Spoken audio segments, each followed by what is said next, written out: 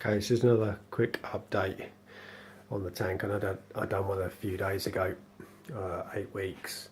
This is a few days later. I just want to explain quickly what's going on with my calcium, magnesium and alkalinity.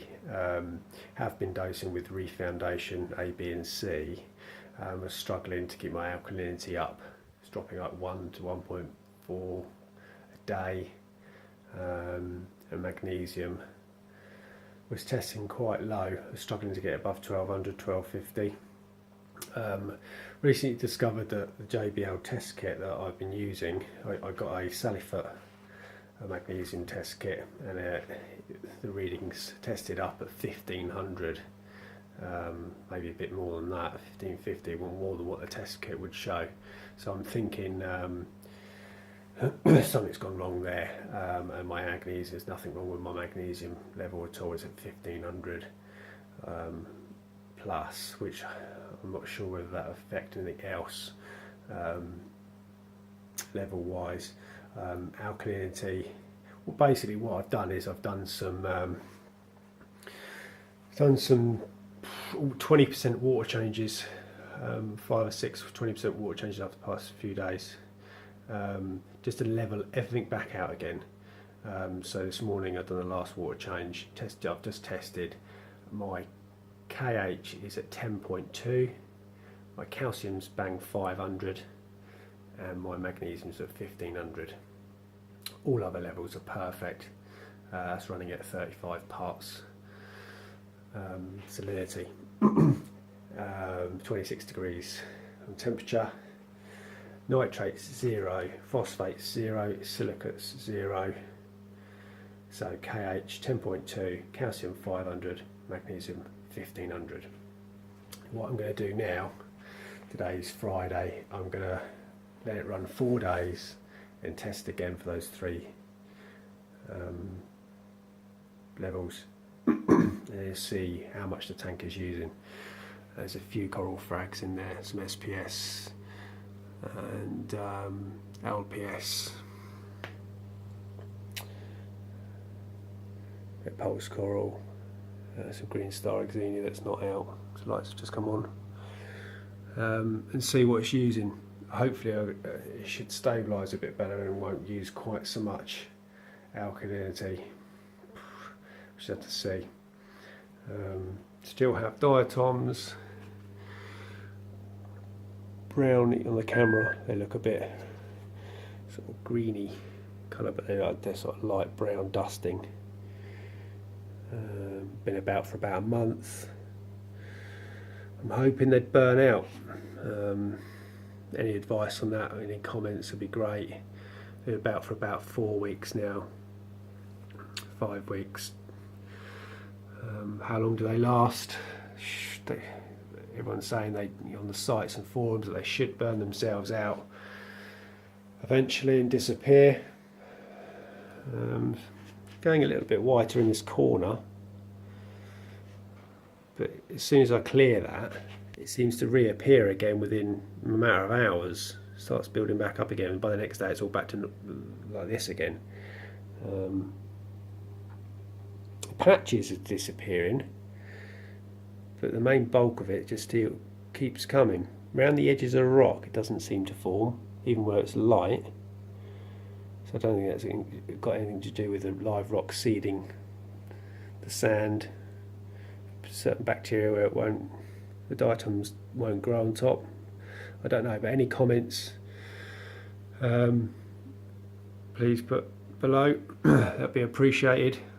I'm sure they will disappear over time, but it's just annoying because the tank's starting to look really good. The live rock coralline algae's just gone mad.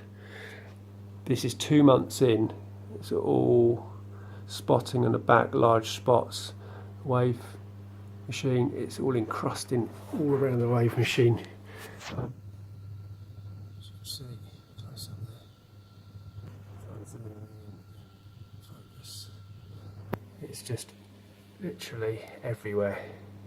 It's expanding on the rock by the day.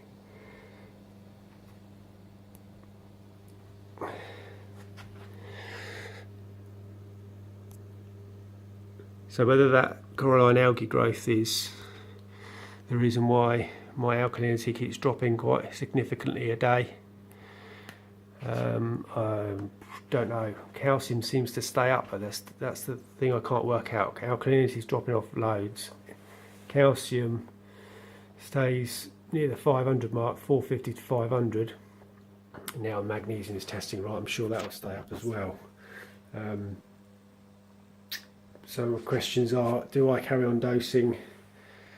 If it does drop like it was before, now I've got everything stabilises. If it now after 4 days, if it's still dropping quite significantly a day, do I just dose Reef Foundation B to keep the alkalinity up at sort of 9-10, or do I dose calcium and alkalinity at the same time in the same amount, even though the calcium's not dropping? I don't want to. What I'm trying to say is that I don't want one affecting the other, like they're saying. Just got to get my head around this and get a stable system and a stable amount. If I have to dose, I have to dose per day. I don't want it throwing everything else out of whack. So yeah, any advice on that would be great. So you get a close up of this side. So the tank's going really well. Clown's doing brilliantly, and the shrimp doing well. There's loads and loads of life in this rock. It's teeming copepods and all dancing around underneath. I think it's the copepods, arthropods. There's a sea squirt in the centre down here, discovered about a week ago.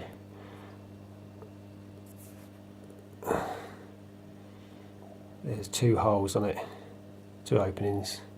They open and close. Well, this one nearest the end of the tip of it opens and closes when something goes near it. Don't know whether it will survive. It's obviously come on the live rock and grown, because it wasn't there when I put the live rock in, and it's obviously grown over time, so I can now see it. So any advice on whether that's good, bad? Well, I'm sure it's not bad, but how much bigger it will grow, etc.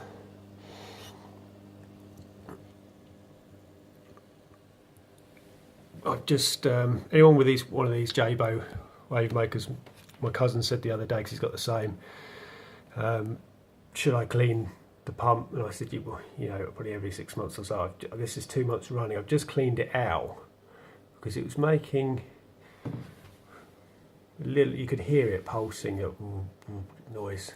So I decided to have it out, clean the propeller blade and the magnet and everything in the pump, and it's definitely quieter, and the flow seems to be a bit better from it.